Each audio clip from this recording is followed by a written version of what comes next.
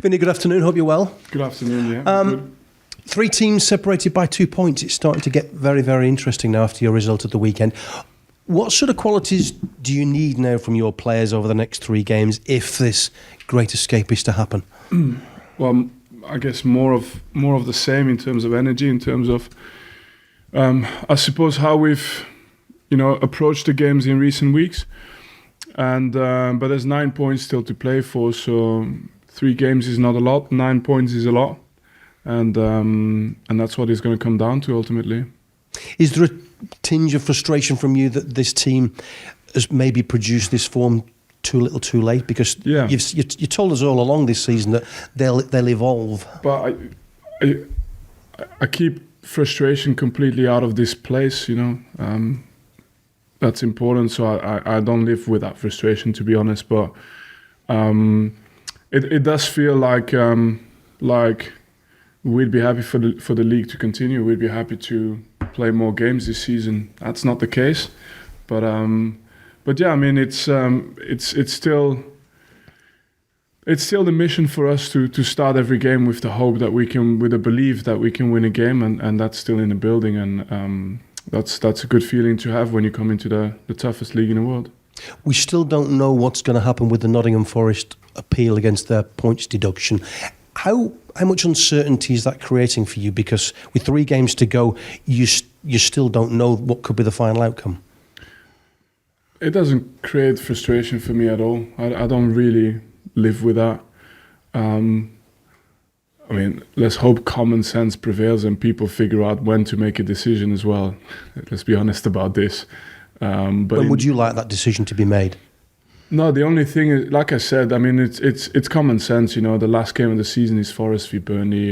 It's just common sense. Like I don't need to tell you that. The only thing is, I haven't worried about it all season. I haven't taken this as a factor all season, so I'm not going to start now, and it's still the same mindset for me. It doesn't play any part into what we're doing towards the next game. Psychologically, how are the players, and how are you helping the players cope? I mean, have you got specialist staff helping with that mental approach at the moment? Well, we've always had that, even from the Championship. I think every team now, especially in England, will be having a lot of experts around the building, whether it's a psychologist, a nutritionist, call anything finishing with "ist." We have it in the building, but no journalist. But thank you.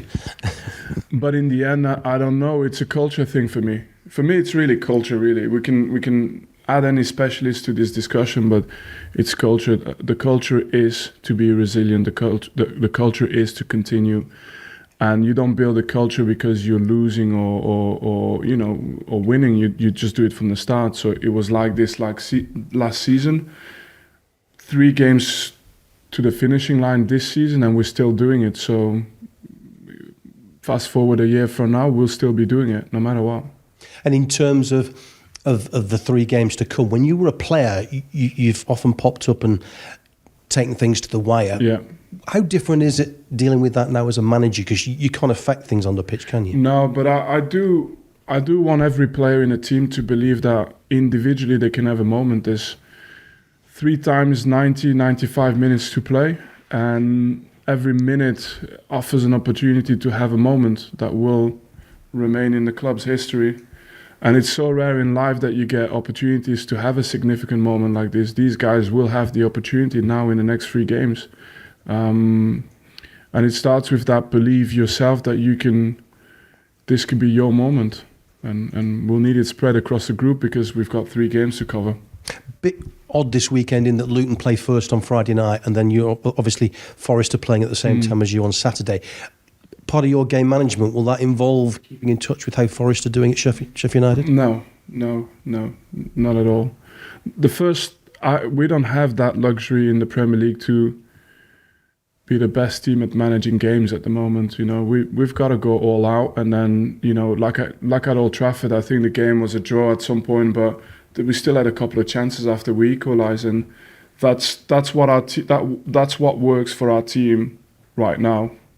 Fast forward a couple of years, maybe we'll have different ways to solve certain situations, but for us, focusing on Sheffield and Forest and Luton doesn't help us one bit. So we go, and if Luton win the last 3 games, they're the ones staying in the league anyway. So I don't think we can focus on this, and well done to them if that's what they achieve to do. We have to do what we have to do. That's the main thing. I guess you'll know, obviously, how Luton have fared though before you play, which is one scenario out of the way. Yeah. Or I might create a bubble that powerful that I don't even find out before we play the game on Saturday. We'll see.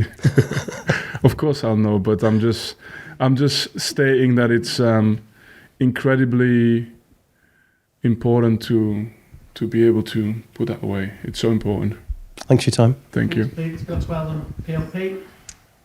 Can we just start with some team news ahead of the weekend and an update on Luca Koleosho? No update at the moment. He was in the building with a smile today, so I don't need to ask the medical staff what that means. He looks like he was in a good place today. But we're running out of time, so we'll see. But no further update. Burnley have won the lowest share of their points at home so far this season. How much does your survival in the league depend on taking something from the 2 games that you have in this last 3? We still have 2 out of 3 games at home, so we've played 1 less game at home than we have away this season. So I hope we can balance it out in that way.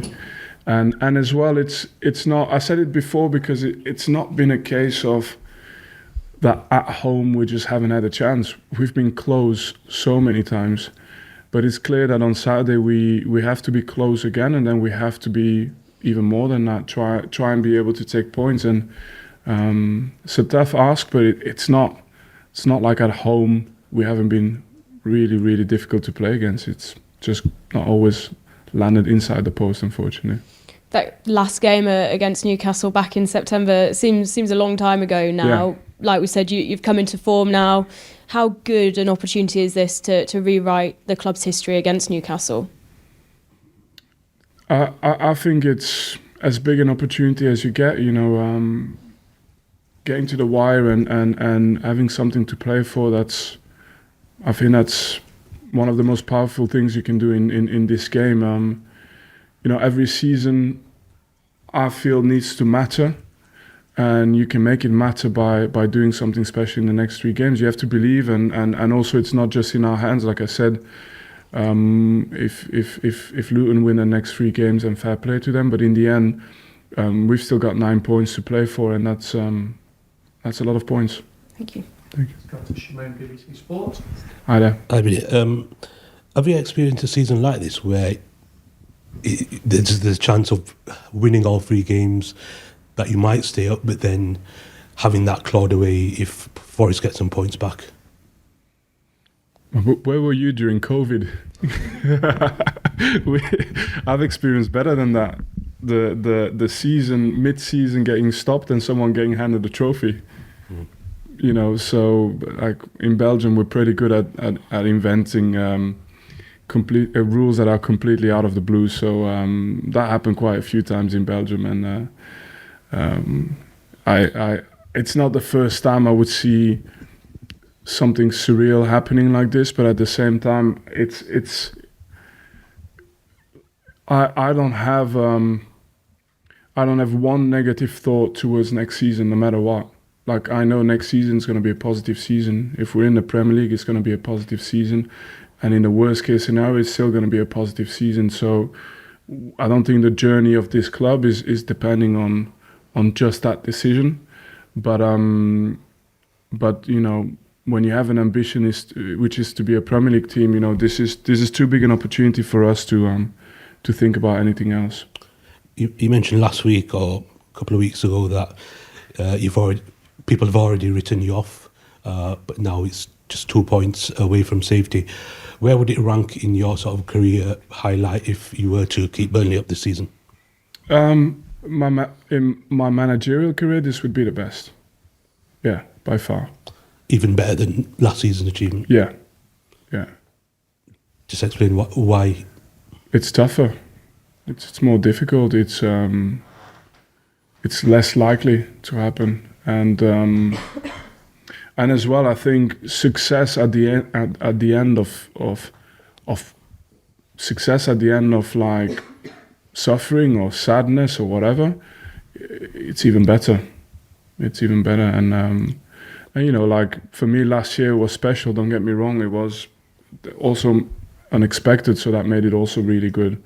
But I think this year is like you become like some sort of Zen master at time. You know, you've got to control your emotions. You've got to face the group on a Monday. You've got to come with an inspirational message on the Monday to go to the Tuesday, to the Wednesday, to the Thursday, the whole week where everybody's asking themselves questions like, am I good enough? Should I be playing? And when I've played, you know, I've not played and performed. So, you know, and dealing with all of that, and then at the end being rewarded, that would be the best.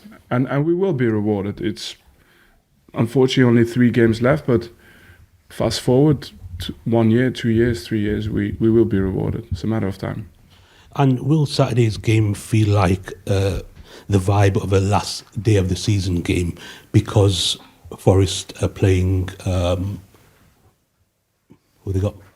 Sheffield United. Sheffield United. Yeah. At the same time, score might filter through to the fans and you might hear some cheers or groans around as well. So what does that mean? It means that there'd still be 2 games left, 6 points to play for, still be possible. It's been hard the whole season, and you know, we've been feeling like it's a last chance for a long time.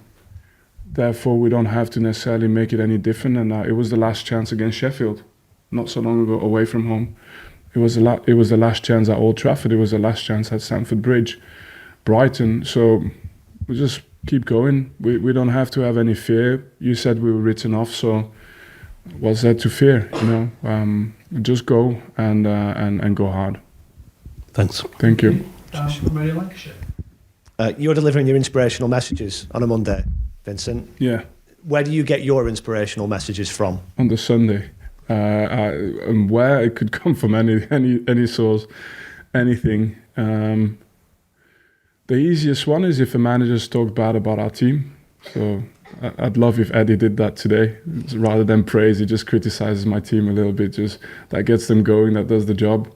The other one is just to be able to, if you have a really tough time, to draw a line under it. So you need to give them. They need to understand why it's gone wrong, and they need to understand that we have a solution to make it better. And then go back to the basics that we swore we would never, you know, the standards we swore we would never drop, and go back to that and put that forward. And then eventually, gradually throughout the week, I'm not saying on Monday everybody's starting, you know, is leaving, shouting, rallied up, but eventually throughout the week, you just build up that confidence, that belief, that, and you get it out of anything. Could be anger, could be a good moment, bad moment, but anything should fuel your motivation. That's how you do it. And do you draw that inspiration from outside of football sometimes, for you personally? Because you said you've got to be a Zen master. You can't be this philosophical and this relaxed about it all the time, surely. No, but the Zen master thing is more of a joke. It's more in this sense that you're because I have to be angry as well sometimes.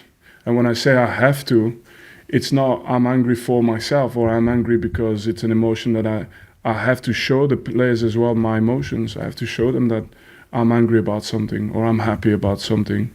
So the being calm is just more in making sure that when you show those emotions, you do it at the right time. Because being angry at the wrong time, problem. Being happy at the wrong time, problem. But you need to show your emotions, and I don't think you'll see me as that Zen all the time. But usually I'm in control of when I show my emotions because I feel that that's what's needed for the team. In terms of the actual game, what do Newcastle present and pose? What kind of problems do they give you? And everybody has a weakness, I guess, and you're probably not going to sit here and tell us what it is, but you will have analysed all that. Yeah, so the problem is they have not a lot of weaknesses and they have a lot of strengths. So, but it's a game at Turf Moor, anything's possible. Their strengths is, I remember we played them in pre-season just before, this basically it was one of the last games we played in pre-season before we started the championship. So before we went to Huddersfield in the championship, we played against Newcastle. They beat us 7-0, I think, or something like this. And so if you ask me if I was already aware of what the Premier League would be, well, in the first pre-season I had going into the champ, in the back of my mind, I already have with that championship winning team, like we're not ready to play against these teams, but we were perfectly fine to play against the championship team. So Newcastle were kind of the first view of what a Premier League team looked like for us. Athleticism, speed, players who are experienced but also tactically versatile, technically capable, and goal threat in many ways, whether it's set plays, whether it's runs in behind, whether it's counter pressing, and that's been the Premier League for us the whole year. But our players have improved, and I can say that we look forward to have another go at the challenge. Like, can we close the gap? That's always the job that we have as a coach and as a team. And I was going to say Eddie Howe sat in that very chair, but that's not true because it wasn't this nice in here back in those days, let me tell you from experience. No. So he knows Burnley, he knows what the place and the people are about. He's got a milestone coming up, Newcastle manager, 100 games in charge. What kind of an impact has he had on that club and on the Premier League as a manager? Well, you know, he's been, like you said, in this position for many years, right? So doing it with Bournemouth in itself, everything he achieved with Bournemouth in itself will already command the respect of all his peers. That's for sure. And then the second thing is when you go and take a job like Newcastle, it shows that when you make the step, you know, like he's obviously done something to this place, you know, reaching the Champions League, and also it's the way they play. It's very representative of what you would associate with Newcastle, right? So. Good coach, like I said, really talented when he was already at Bournemouth, and he's been able to show it even more with a better team. There used to be 3 or 4 of us sitting in a changing room, by the way, when he was the manager here. Was that? There used to be just 3 or 4 of us sitting in a changing room doing these interviews when he was manager here, yeah. Yeah, so you're the one who stopped that trend, and they've had enough of it then. Clearly. And you know all those people with "ist" at the end of their name? Yeah. I wonder if you've got an escapologist. Escapologist, what does that mean? Oh yeah, I know what you mean. Got you. We need one. Well, we'll have a few after this season, hopefully. Thank you. Hey. How long did you think about that for? Let's go to Matt and then we'll finish it Sonny at the back. When a gag needs an explanation. Hi, Vinny. When you look at your team now compared to when you played at St James's Park back in September, what sort of improvements have you seen from your side? They've improved in nearly every aspect of the game, and still far from being the finished article. That's why for us the work continues in many ways, not just like, look, Saturday we need a result. Of course that's a priority, we need a result, but by the way, we've still got huge opportunity to become better, and as a coach that's exciting. Can I ask you about Vitinho? Last few weeks he's played in various different positions. Yeah. How useful is that to have that flexibility from a player? That's him summed up, you know, attitude, impeccable, work rate, speed, athleticism, and you know, it was really, you know, it was already important doing that for us last year in the Championship, but I think his physical profile has enabled him even to adapt to the Premier League, and even in that league he's giving us so much, and we're still pushing so that his final output maybe gets him over that next step, but he's giving us he's the type of players I think clubs can be really proud about. You know, fans can get behind. It doesn't matter whether he scores or not, you'd get behind him. So we've got to Sonny, Pierre Media, just for the last one of the open section. Hi Vinny, with the upturn in form over the last obviously couple of months, have you seen a different sort of attitude and confidence in your team that you probably didn't see before? No, that's the impressive part about my team, that we've actually been like this even when we had no success, when we had success results. They've been exceptional in that sense, and we might not come out winners at the end of this season, as in like, you know, winning trophies and stuff like this, but what I've seen in terms of how the group has behaved is giving me confidence for how much success they will have in the future. And from a defender's standpoint, defensive performances have improved as well. So how good has it been to see that come to fruition as well?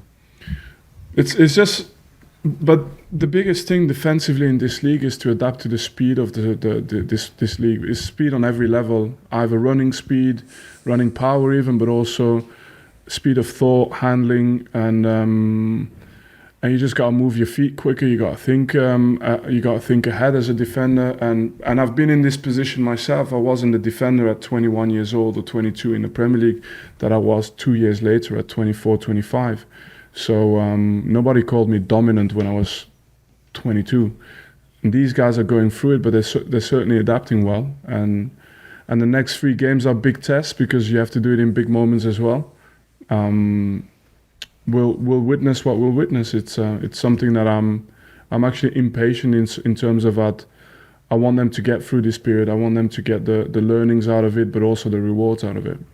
And lastly, Newcastle, they've been scoring at will over the past sort of 3 games as well, 9 in the last 3. How much of a challenge will it be to sort of bring them defensive performances from your last 5 games into this one? That's almost the stuff that you have to respect the attacking capabilities that they have, but at the same time, it's going to be Saturday at Turf Moor. It's a different day, it's different opponent, anything can happen. That should be the mindset, and we've played good players all season.